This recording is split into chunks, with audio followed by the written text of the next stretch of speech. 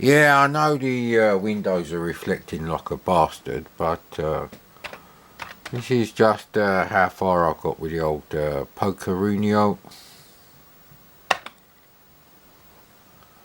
Now I did that light green so I could see how long that business takes.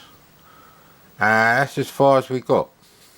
And you know what? That is 75% of the work. The other 20% is the donkey work for doing the rest of the cards. Let's reset for that for you. Of course, actually designing a way to print the cards. Yeah, these are just the cards. So one of these is, you know, the exact same shape and size as the cards being printed, but they're reversed green spaces. Now I'll explain that in a minute if I run it again. This took a while to work out how to draw them, and I had to split it over two lines. I don't want to do them like really small, like in you know, the Wild Bunch. They're too small in that.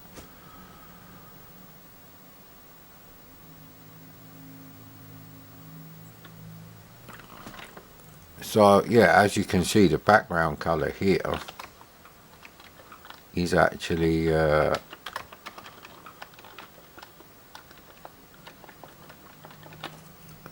well, it's not white, it's lightest grey. I've done it because otherwise it fucks up the Trinitron.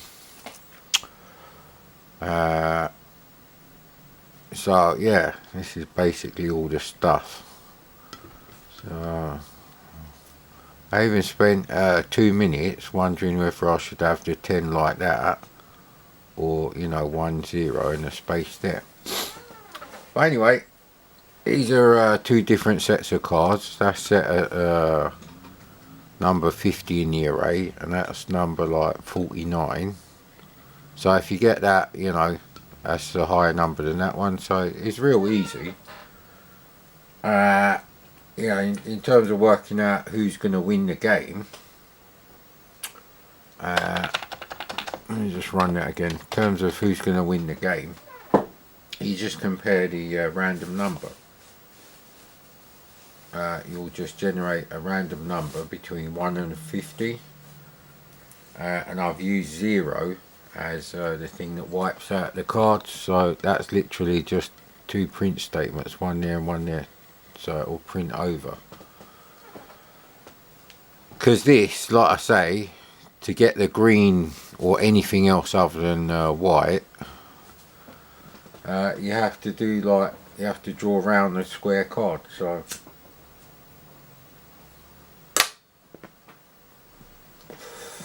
you could round the edges of the cards, you could do all sorts of things actually, but end of the day, you don't want to waste too much screen area doing it. And like I said, the only thing that remains now is a simple but very laborious task of creating another 48 card suits in ever decreasing potency.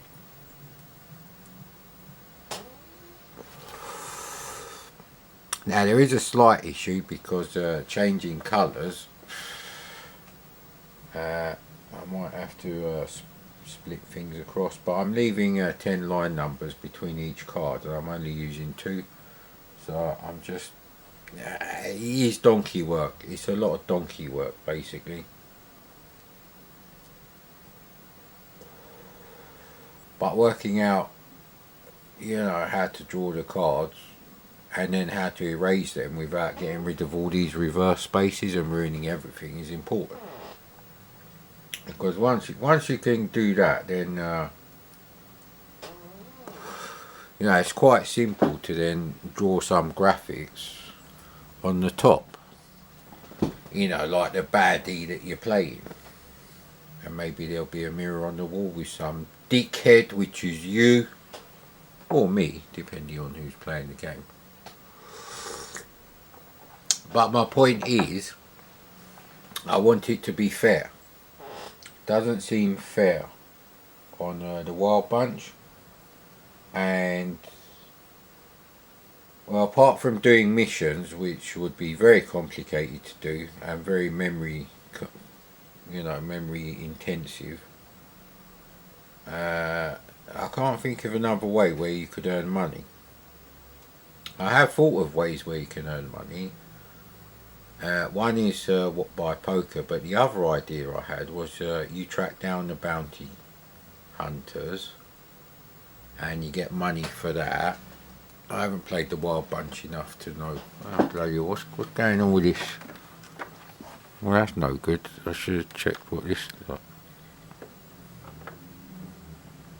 Let's run that again.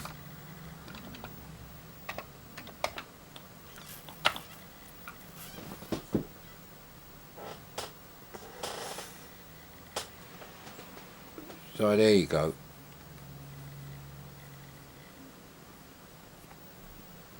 So yeah, there's limited ways in which you could make money, and you need money in the game to do things, whether it's a Wild Bunch or how I'm going to do it. The way I want it to be is how I always wanted it came from the desert to be, which is just like, well, if you want to sleep all day, you sleep all day, but you're not going to win the game by sleeping all day. So I suppose you'll have your own home location, and then you travel, but then you always come back to your home location maybe. But it's not going to be a knockoff of the Wild Bunch. It's just going to be a sandbox Wild West game where you can earn money, you can find nuggets of gold and various, discarded things. Yeah, maybe even find a wild horse. Maybe we put that in there, and the problem you can have there is doing any kind of arcade sort of sequence is going to be shit in basic, even compiled basic. And if I compile the basic, I can't have a multi-load because you can't pass the variables after you compile the basic. So, but the important thing is I managed to work out how to get white cards with black or blue on them printed on a green background. There's no other way to do it. The cards only share one colour, which is white, and therefore the background has to be white, because in C64 Basic you're not going to be drawing the cards on the bitmap screen. No way. Anyway, I hope you enjoyed that little update. So progress is happening, but yeah, I've got other things on my mind.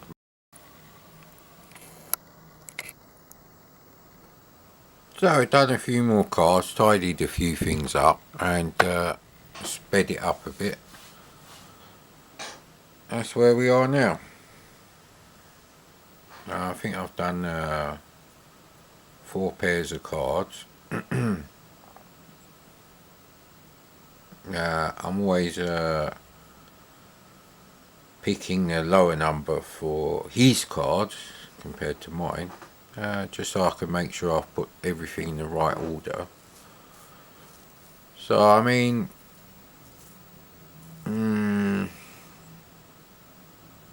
we've got quite a few more cards to define yet, and don't know actually. But yeah, until I've actually defined all the rest of the cards, I can't really do anything other than print them, just to make sure that they are, better. Because 3 of a kind is better than 2 pair, as far as I know. I'll have to check that. I'll have to ask my dad that. He would know. But yeah, once I've finished all the cards, then it'd be a simple case of, the random number for his cards and the random number for my cards between 1 and 50. Whichever one is the highest number is the one that wins. It's that simple. So, yeah, because the Wild Bunch doesn't use a proper poker game. It's not like playing a poker game. You get some cards and you keep betting against each other. So, now I did think of another thing where it's like, you could accuse the other person of cheating, and you know, again, it will just be like a random number. So, you know, if you get a 1 in 3 chance that he is actually not cheating, so, you know, if you get the number 1, then you end up with a bit of a shootout. So, and again, the standard rules apply. If he draws his gun first, then you know, you're allowed to shoot him. However, if you shoot him before he's actually like drawn to fire, then well, then you're in a bit of trouble.